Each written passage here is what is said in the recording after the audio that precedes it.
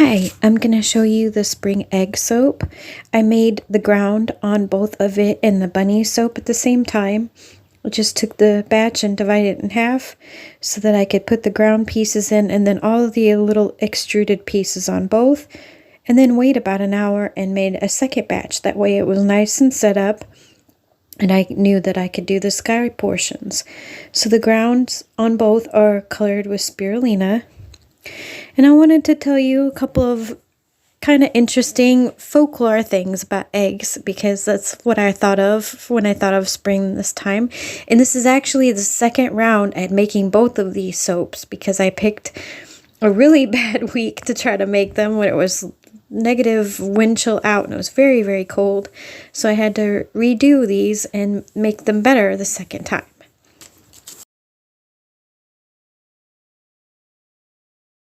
Amazing when you look up spring eggs of how much folklore and fairy tales and all kinds of things like that. Creation myths alone, I found ancient Egypt, ancient India in the Upanishads, and in ancient Slavic countries like Bosnia, Ukraine, Croatia, Czechoslovakia, Slovenia, Serbia, Poland, Bulgaria, all of that region there, Russia, they have all egg creation myths too. In ancient Egypt, it was seen as the sun god Ra was hatched from an egg. There is creation myths in the South Pacific Islanders. In Australia, the Aborigines have a story about a fight between an emu and a dancing bird, where the dancing bird took the egg from the emu's nest and threw it to the sky, and the egg yolk struck wood somewhere and caught fire and became the sun. In the 17th century, French brides broke eggs to ensure that they would have a baby. In Germany, farmers used to smear eggs on their plows in the spring. And there's just all kinds of other things that were weird things, like supposedly it's easier to balance an egg without it breaking on the vernal spring equinox around March 20th, 21st, when the sun is at the celestial longitude of 0. For some reason, there was a folklore that you could balance an egg, but that's actually been proven wrong. There's myths about eggs laid on Good Friday, that if you threw it in a fire, it would extinguish it. And that an egg laid by a white hen in a new nest on Easter will cure pains in the head or stomach. There's things about not eating certain eggs, like if you don't eat bluebird eggs, they will make you love to wander and never go home. Mockingbird eggs will make you tell all that you know. The dove's egg, if you eat a dove's egg, it brings terrible bad luck. And then these are some legitimate facts about eggs: that a good egg sinks in water, and that a well-done boiled egg, the shell will dry quickly when you pull it out of the water, and that stale eggs are glassy and have smooth shells. And if you take a piece of paper and roll it up into a funnel shape and hold it towards the light and stare through it, supposedly you can look through the egg, shell and all. I never heard of that either, and I'm actually going to have to check that out.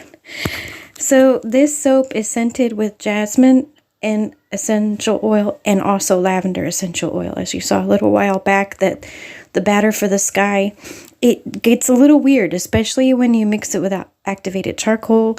One of the first soaps I ever made many years ago, when I was learning how to make soap, I used jasmine, and that was when I discovered that it gets a little weird on your batter every time you use it for some reason. So that's why I mixed it with the lavender. It helped with its smell, and it also helped that weird texture that the batter gets. I really don't know how to describe it, but it's just a very strange thing that jasmine does every single time I've ever worked with it. So now I've learned to balance it with like orange or lemon or lavender, something that smells kind of clean, balances it, and it helps the batter not get crazy. But it does thicken up on you really bad, and mixed with the activated charcoal in the sky, it really did. So my first version of this soap, I worked so hard on the little pieces, And yet, because I picked a really cold day, it didn't gel. And so the background and the sky were too light, so you couldn't actually see any of the work that I did with the chick and the eggs. So I decided when I wanted to redo it to sell it, I was going to make the sky like a gray, stormy sky to think about the way weather is in the spring. It's usually always like that, even if it's like gloomy and rainy and kind of like a soft rain, or it can be like thunderstorms. So I felt like that would be the best way to showcase this chick and the eggs to where you could really see them. The chick, I used a little tiny bit of turmeric in the soap dough. I actually mixed the powdered turmeric with the white soap dough and kind of kneaded it by hand until I got it just the right color of yellow so that it would stand out and you would see that it's a chick coming out of the eggs.